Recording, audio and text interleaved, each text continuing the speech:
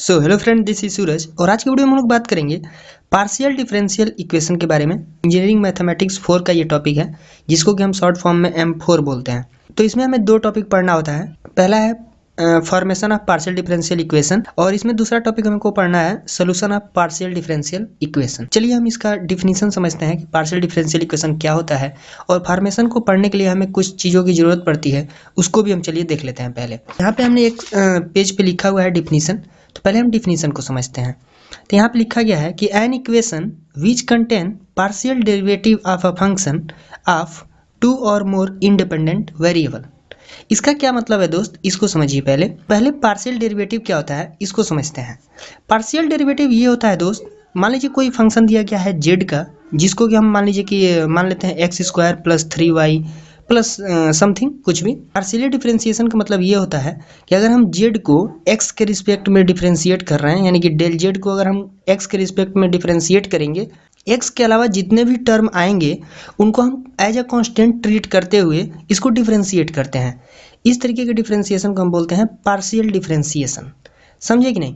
यानी कि हम पार्शियली डिफरेंशिएट कर रहे हैं। एक बार अगर हम x के रिस्पेक्ट में करेंगे तो केवल x का डिफरेंशिएशन होगा, अदरवाइज जितने भी टर्म आएंगे उनको हम एज अ कांस्टेंट ट्रीट करते हुए डिफरेंशिएट करेंगे।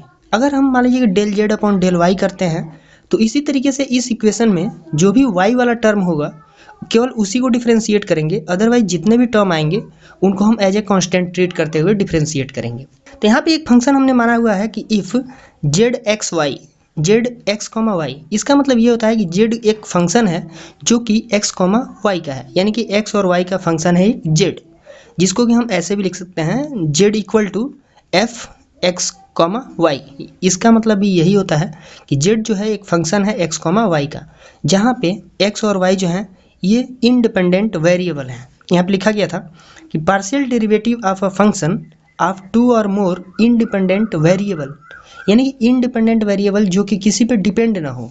तो यहाँ पे जो x कॉमा वाई है ये किसी पे डिपेंड नहीं है, तो इसलिए यहाँ पे हम कह सकते हैं कि जो ये इंडिपेंडेंट वेरिएबल है x कॉमा वाई है।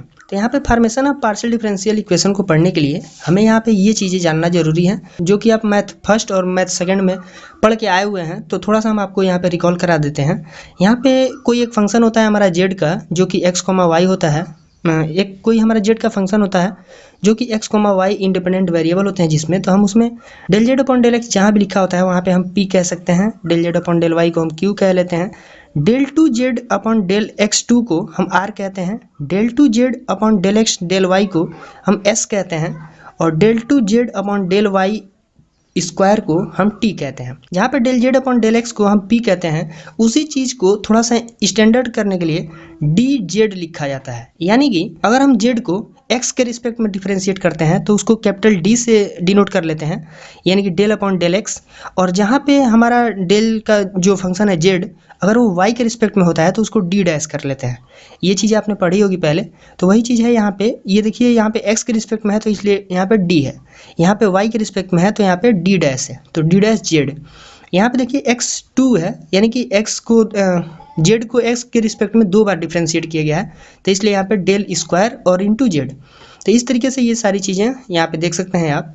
और ये चीज़ें आप मैथ फर्स्ट में पढ़े होंगे कि अगर हम x के रिस्पेक्ट में एक बार कर रहे हैं तो फंक्शन को भी x के रिस्पेक्ट में f और सफिक्स में x लिखते हुए x कॉमा वाई कर लेते हैं, और उसी तरीके से अगर y के रिस्पेक्ट में हुआ है तो एफ वाई और x कॉमा वाई कर लेते हैं। तो इस तरीके से यहाँ पे आप देख सकते हैं formation of partial differential equation में काफ़ी मदद करेंगी। तो ये चीज़ें आपको जानना जरूरी है दोस्त, क्योंकि यहाँ पे लिखा भी गया था कि एक ऐसा इक्वेशन जिसमें कि पार्शियल डेरिवेटिव का टर्म अगर कंटेन है, यानी कि रहता है, उसी को हम बोलते हैं पार्शियल डिफरेंशियल इक्वेशन। ये जो हमारे टर्म आते हैं यही हमारे पार्शियल डेरिवेटिव होते हैं। तो चलिए अब हम समझते हैं कि formation of partial differential equation क्या होता है, कितने तरीके से निकाला जाता है, कैसे हम निकालते हैं, इन सभी चीज़ों पे हम बात करेंगे। इसके बाद से जो भी हमारे वीडियोस आएंगे उसमें हम सोल्यूशन की बात करेंगे, तो हम लाइन बाय लाइन सभी चीज़ों को देखते हुए चलेंगे। तो यहाँ पे हम देखते हैं कि formation of partial differential equation जो होता है उसको दो तरीकों से निकाला जाता है। पहला होता है by elimination the arbitrary constant और दूसरा होता है by elimination the arbitrary function. पहले चलिए हम देखते हैं by elimination of the arbitrary constant के हिसाब से हम क्वेश्चन को कैसे करते हैं और कैसे हम पार्शियल डिफरेंशियल इक्वेशन को फॉर्म करते हैं। यहाँ पे लिखा गया है कि form partial differential equation of given equation by eliminating the arbitrary constant arbitrary constant क्या होता है दोस्त, इसको थोड़ा सा हम समझ लेते हैं। यहाँ पे जो भी हमारा क्वेश्चन आता है तो उसमें हम generally a b c d इस तरीके के जो भी हमारे टर्म आते हैं इसको हम एज ए कांस्टेंट ट्रीट करते हैं, जिसको कि हम आर्बिट्री कांस्टेंट कहते हैं।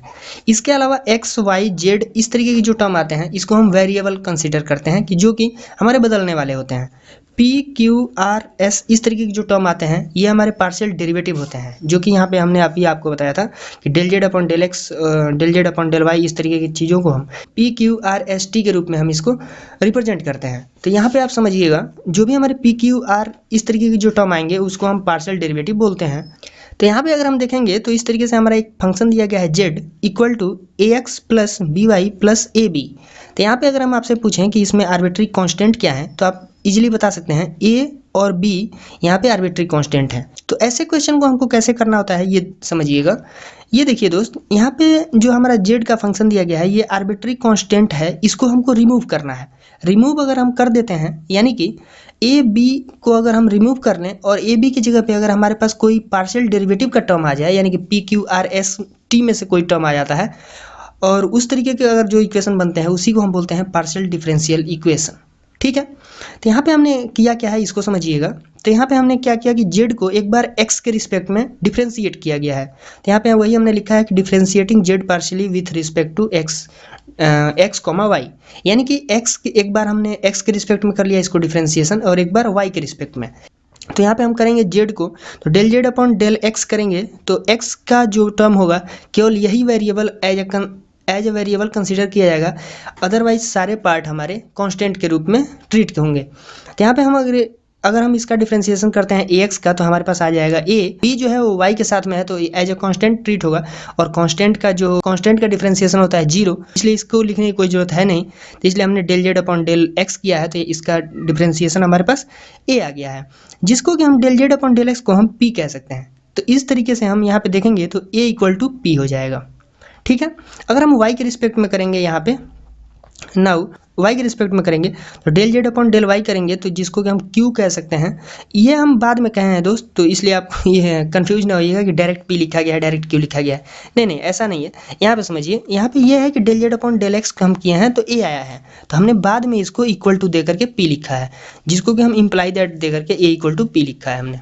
ठीक है, del z upon del y करेंगे तो अगर हम z को y के रिस्पेक्ट में डिफरेंशिएट करते हैं तो ये वाला टर्म हमारा कांस्टेंट एज ए ट्रीट होगा और यहाँ पे y वाला जो पार्ट है इसको अगर हम डिफरेंशिएट करते हैं तो b आ जाएगा, क्योंकि b y का जो डिफरेंशिएशन होता है वो b होता है। तो यहाँ पे वही लिखा गया है कि del z upon del y जो होता है वो b हो गया है यहाँ पे, इसलिए यहाँ पे imply that b equal to q हो गया है।